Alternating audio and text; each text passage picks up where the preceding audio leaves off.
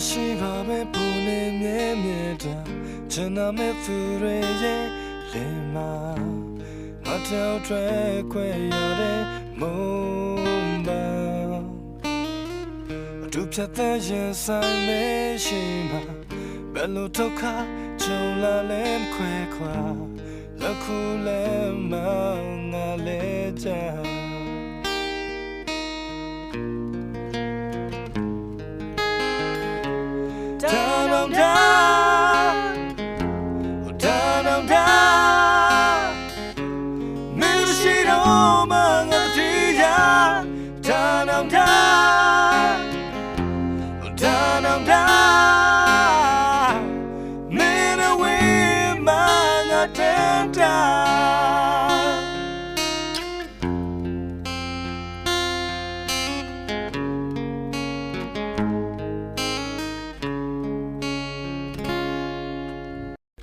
ခေါ်ပါပဲအလိုလိုပဲ